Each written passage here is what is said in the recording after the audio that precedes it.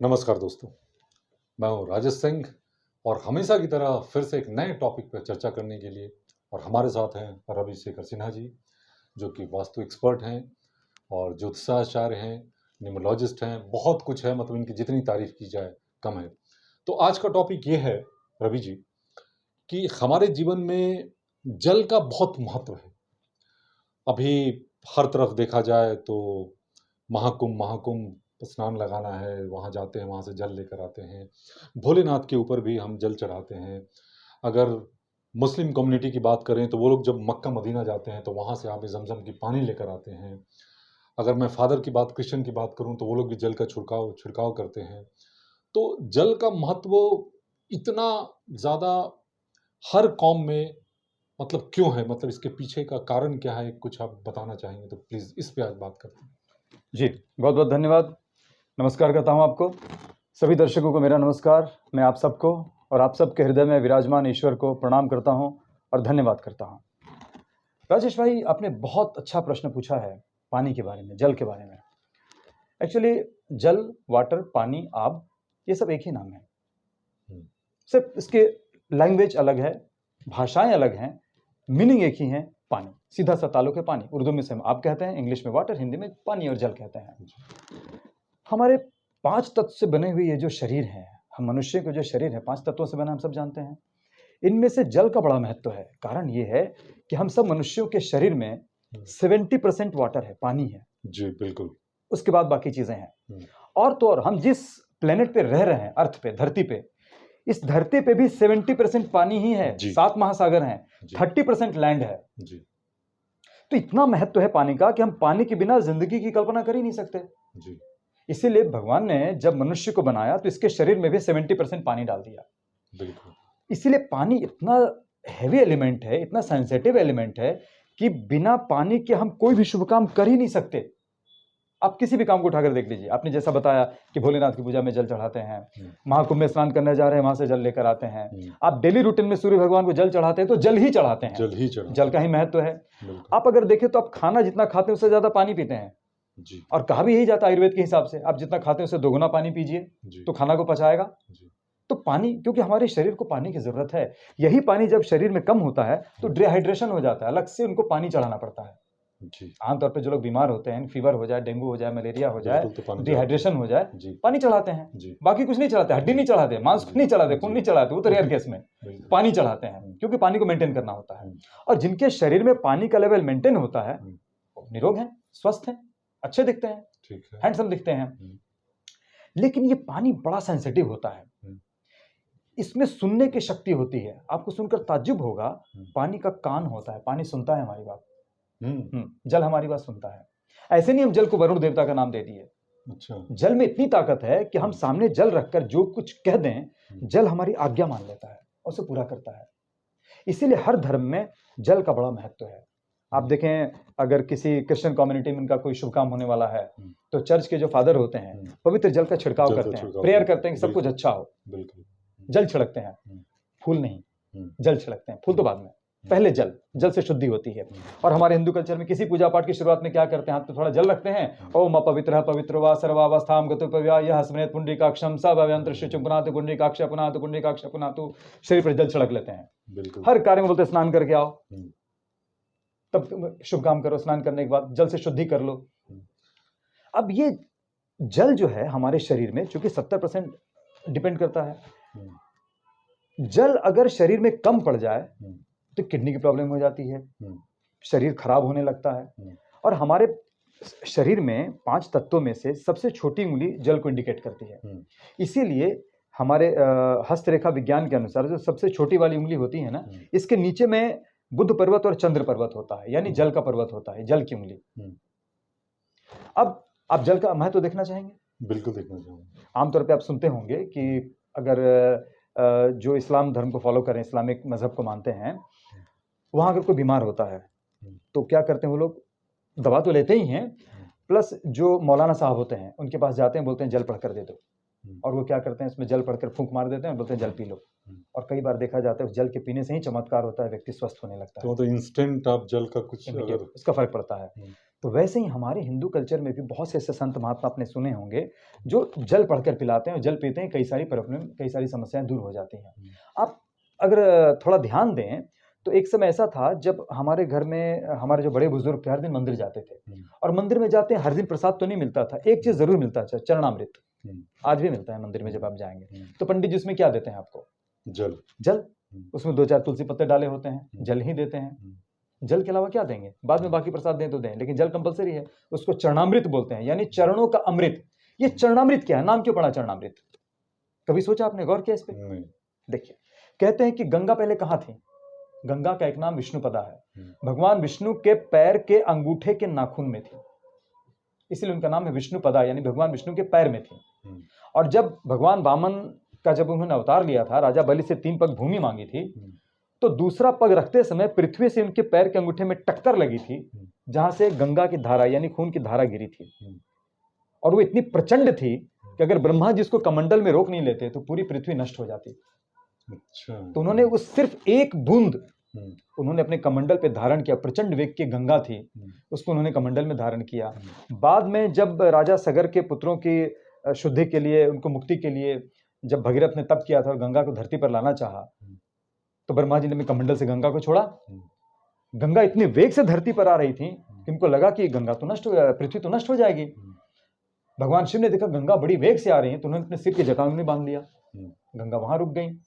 भगीरथ ने तप किया, फिर भगवान शिव से प्रार्थना की गंगा जी को छोड़ दें, तो शिव जी ने कहा कि मेरे जटा में जितनी गंगा है इनको मैं धरती पे पूरा का पूरा उतार दूं, पूरी पृथ्वी का नाश हो जाएगा। तो भगवान शिव ने अपनी जटा के एक हिस्से से गंगा को धरती पे उतारा। अच्छा। जो हम गंगा जी आज देख रहे हैं धरती पे।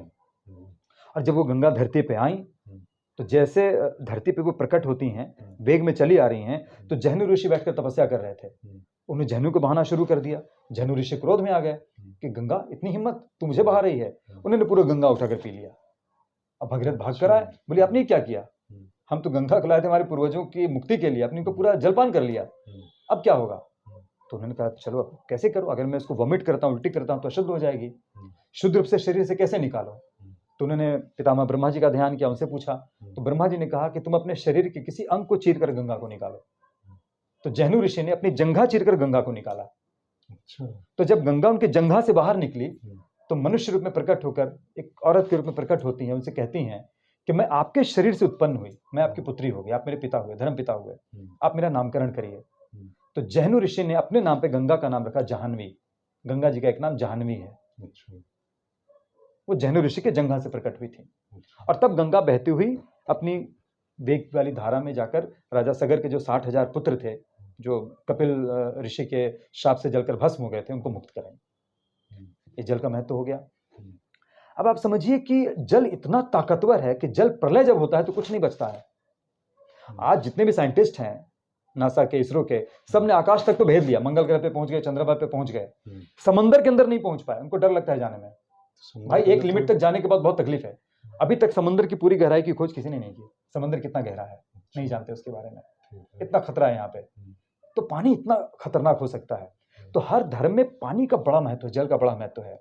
तो हम जैसे ही जल के ऊपर किसी मंत्र का आघात करते हैं, मंत्र से उसका अभिमंत्रित करते हैं, वो जल इतना शक्तिशाली हो जाता है कि हमें कुछ भी दे सकता है। तो ये लाइव कुछ बता सकते हैं? बिल्कुल, आप एक काम करिए, 2 गिलास पानी मंगवाइए, सादा पानी। 2 गिलास पानी लेकर।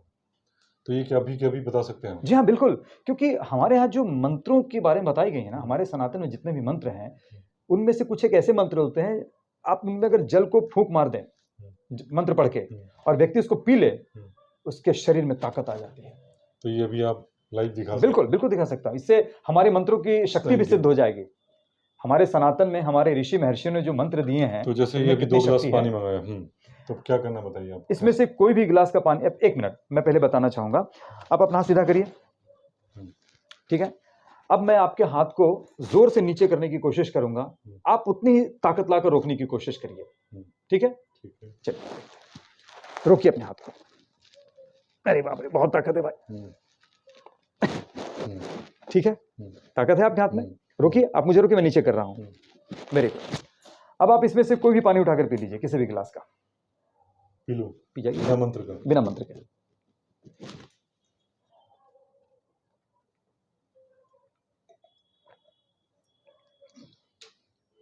ठीक है, आपने एक स्टील के गिलास में पानी पिया, धातु के गिलास में, ये बहुत ही निकृष्ट धातु मानी जाती है स्टील का बर्तन, स्टील का गिलास। स्टील के बर्तन में खाते ही हमारे शरीर की ताकत कम हो जाती है, हमारे सेल्स डैमेज हो जाते हैं, हम कमजोर हो जाते हैं। इसका आपको डेमो देखना है। आपने पानी तो पी लिया जी। पानी पीने के पहले आपके हाथ में बहुत ताकत थी, हाथ में नीचे नहीं कर पा रहा था। अब आप हाथ सीधा कीजिए, अब आप जोर लगाइए, मैं आपके हाथ के नीचे करता हूँ, आपके हाथों को मैं नीचे करने, आपके हाथ को नीचे करने की कोशिश करूंगा, आप इसको रोकिए। क्या हो गया? ताकत लगाइए। आप पहले ताकत इतना ही लगा रहे थे कि नहीं? चलिए मैं जोर से लगाता हूँ, देखिए। पहले भी आपने इतना ही ताकत हाँ, इतना ही लगाता, तो हल्के से कर दूंगा। आप सीधा रखिए, आप एक हाथ से कर दूंगा, दो हाथ लगाने की जरूरत नहीं है, हाथ सीधा रखिए आप। अच्छा, आप फिर सीधा करिए, जोर से ताकत लगाइए, जितना आप ताकत लगा दीजिए ताकत आपकी। ये सिर्फ ये स्टील में पानी पिया इसकी वजह से? मैं 3 उंगली से नीचे करता हूँ, वैसे रखिए आप। कहाँ गई आपकी ताकत? कमाल है, ठीक है। अब इसी जल को, दूसरे गिलास का जो जल है, अभिमंत्रित करके पिलाता हूं आपको।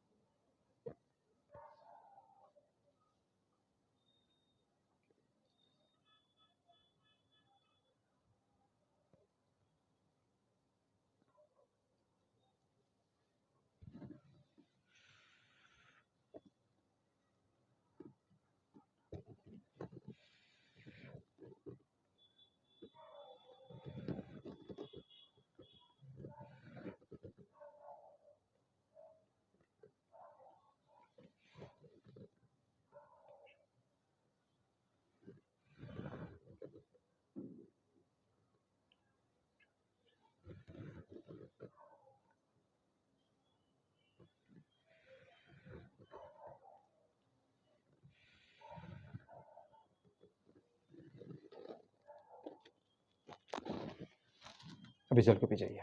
P low. इस स्टील का ही गिलास है, पहले भी स्टील गिलास था, अभी स्टील गिलास है, पी लो। फर्क ये था कि अभिमंत्रित जल नहीं था, नॉर्मल जल था, और ये इसको मैंने अभिमंत्रित किया। अब पीजिए इसको।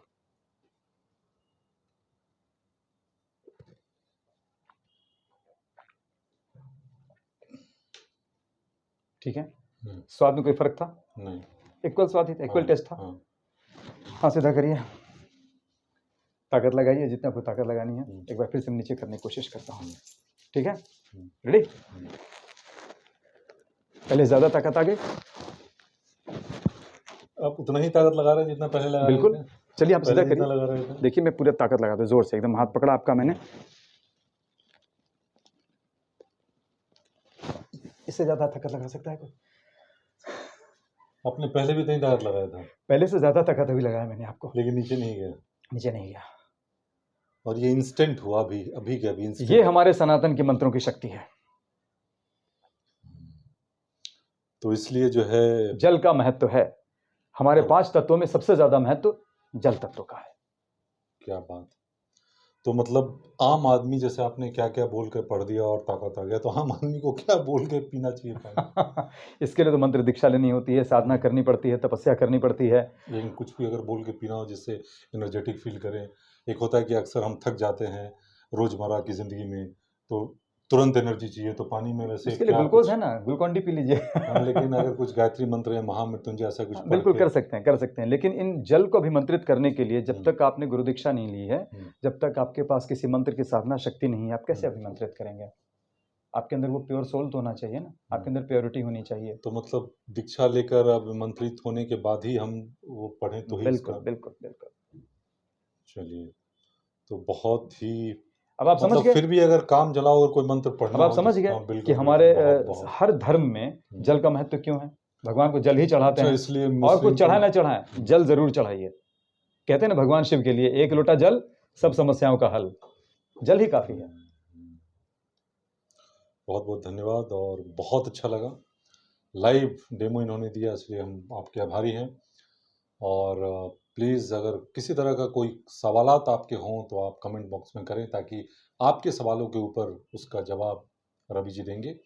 और इनसे कभी भी कांटेक्ट करना चाहें तो डिस्क्रिप्शन में इनका नंबर होगा, आप कर सकते हैं, कुंडली या कुछ भी बनवाना चाहें। और अगर आपने सब्सक्राइब नहीं किया है तो सब्सक्राइब ज़रूर करें, इस आपके एक सब्सक्रिप्शन से हमारा मनोबल बढ़ता है। और फिर हम मिलते हैं कुछ नए सवालों के साथ रवि जी के साथ, तब तक के लिए बहुत बहुत धन्यवाद। नमः शिवाय। धन्यवाद। नमः शिवाय। हर हर महादेव।